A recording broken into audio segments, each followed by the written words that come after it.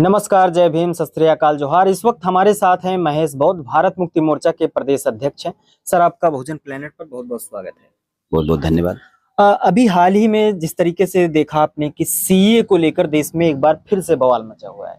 2019 में जिस तरीके से ओबीसी एससी एसटी माइनॉरिटी के लोगों ने सड़कों पर उतरकर सीए और एनआरसी के विरोध में आंदोलन किया, इसकी वजह से सरकार कुछ दिन शांत थी, लेकिन फिर से CAA जो कानून है फिर से अभी लागू हो गया है। तो क्या इससे क्या प्रभाव पड़ेगा? सीए जो है संविधान के विरोध में है।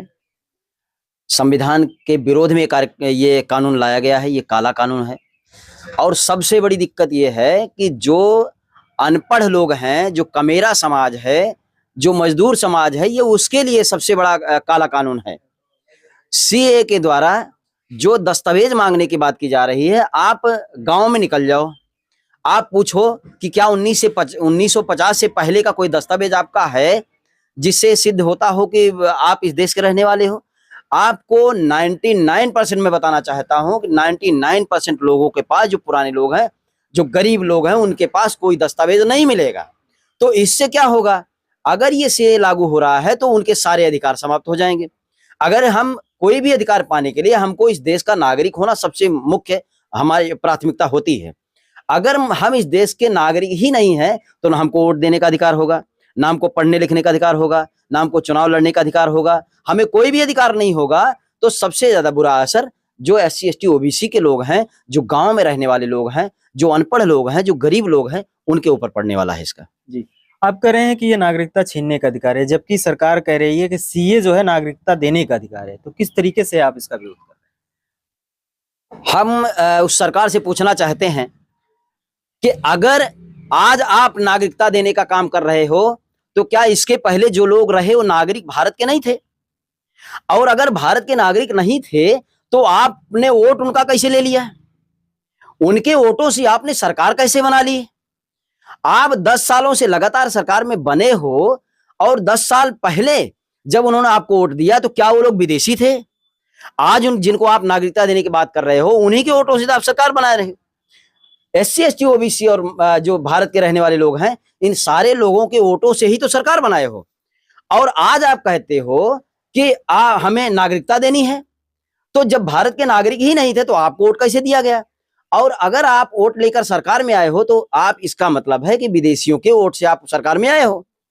तो सबसे पहले तो ये सरकार ही असंवैधानिक है। अगर हम नागरिक नहीं है, नागरिकता देने की बात तो कर रही है, अगर हम लोग नागरिक नहीं थे तो हमारे वोटों को लिया कैसे गया? हम वोट देने के अधिकारी कैसे हुए? और हम वोट दिए तभी सरकार बनी। तो सरकार में जो है, सबसे पहले तो सरकार ही असंवैधानिक, सरकार को सबसे पहले इस्तीफा देना चाहिए। सबसे पहले सरकार को इस्तीफा देना चाहिए, उसके बाद सबको नागरिकता देनी चाहिए, जो भी प्राविधान उसके तरह से। तो ये लोगों को भ्रमित किया जा रहा है। ऐसा कुछ नहीं है। हमारे लोगों को पूरी तरह से बेदखल करने के लिए ये सरकार सारा काम कर रही है। एससी एसटी ओबीसी के लोग और माइनॉरिटी के लोगों को पूरी तरह से अधिकार विहीन करने के लिए कानून लाया गया है। आप कह रहे हैं कि ओबीसी एससी एसटी जो हैं उनके खिलाफ ये कानून है, जबकि सरकार कह रही है कि जो देश में अल्पसंख्यक समुदाय के लोग हैं, जो बाहर से आए हैं 2014 के पहले, उनको नागरिकता देने के लिए CAA जो लाया गया है। बाहर से आने वाले ऐसे ही चले आते हैं, बिना किसी पासपोर्ट के आते हैं। आपके द्वारा कोई न कोई कानून बनाया जाता होगा जिसके द्वारा वो आते हैं, तो उस समय आपको ये देखना चाहिए। और अगर यही बात है तो आप वहां कर सकते हो ना, जहां से वो आते हैं।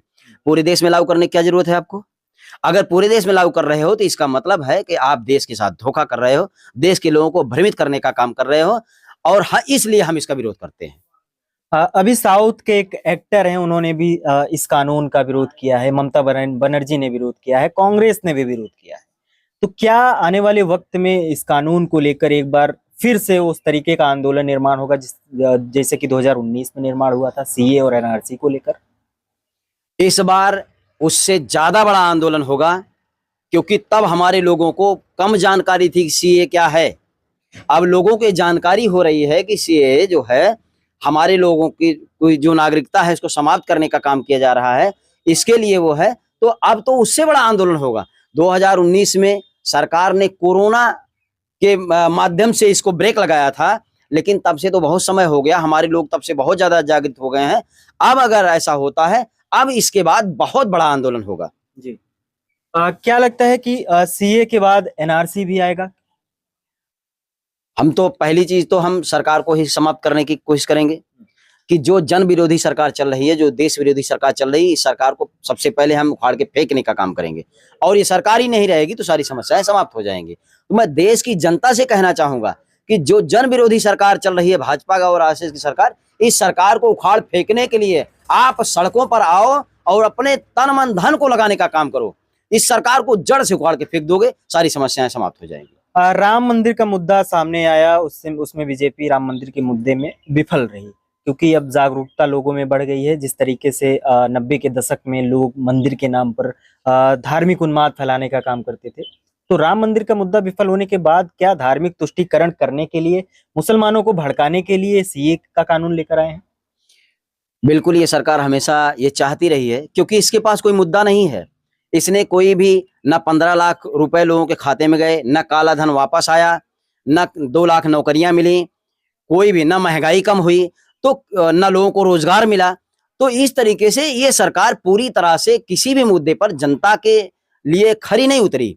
तो उसके पास कोई मुद्दा नहीं है, तो उसको ये लगता है कि अगर हम धार्मिक उन्माद फैला देते हैं तो हमको वोट मिल जाएगा।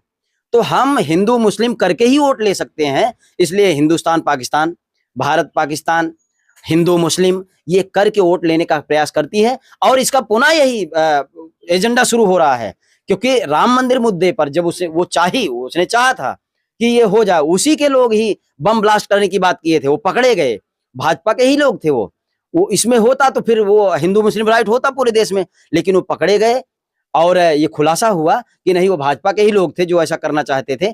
तो इस नाम पर भाजपा सत्ता में आना चाहती है, लेकिन अब जो बामसेफ गांव-गांव जागृति फैला रहा है, बामसेफ की जागृति के बाद से हिंदू मुस्लिम राइट बंद हो गया है। और जो हमारे, जिसको आप मुस्लिम कहते थे और हिंदू कहते थे, उनको पता हो गया कि ना हम हिंदू हैं ना मुसलमान हैं, भारत के मूल निवासी हैं, और हमको आपस में लड़ाया जाता है धर्म के नाम पर, अपनी रोटी सेकने के लिए, सत्ता पर आसीन करने के लिए। लोगों को समझ में आया, लोगों ने लड़ना छोड़ दिया। और इस 22 तारीख को जो उसने किया था, अयोध्या में जो कार्यक्रम किया था, इसमें चाहते थे कि हिंदू मुस्लिम हो जाए, लेकिन उसमें विफल रही। इसलिए वो नए नए हथकंडे अपना रही है, सीए लाएगी और बहुत सारे कानून लाने का प्रयास करेगी, जिससे मुसलमानों को और जिसको हिंदू कहा जाता है उसको भड़काने का काम किया जाए। जबकि इसमें अब सफलता नहीं मिलने वाली है, किसी तरीके से सफलता नहीं मिलने वाली है। लोगों को समझ में आ गया है कि हिंदू कौन है, मुसलमान कौन है। वोट लेने के लिए हम हिंदू हो जाते हैं, हमें हिंदू कहते हैं, और जब वोट उनको मिल जाता है, वो सत्ता में आ जाते हैं, तो हमारी गड़िया चमारपासी धोबी धरकार हो जाते हैं। ये जनता समझ चुकी है, अब उनके झांसे में आने वाली नहीं है। और कुछ भी वो हथकंडा अपनाने का प्रयास करें, अब उसमें सफलता नहीं मिलेगी। जी, बहुत बहुत धन्यवाद। तमाम मुद्दों के साथ हमारे साथ थे भारत मुक्ति मोर्चा के प्रदेश अध्यक्ष महेश बौद्ध जी। सरकार के द्वारा फिर से एक बार सीए को लेकर आया गया है, राम मंदिर का मुद्दा विफल हो गया है, इसलिए सीए को लेकर चुनावी एजेंडा तय करने के लिए केंद्र की मोदी सरकार एक बार फिर से लोगों के अंदर जो एक आक्रोश है, उस आक्रोश को भुनाने के लिए इस कानून को लेकर आई है। आप देख रहे हैं बहुजन प्लेनेट, बने रहिए हमारे साथ। मैं एलके शर्मा नंदवंशी, बहुत बहुत धन्यवाद।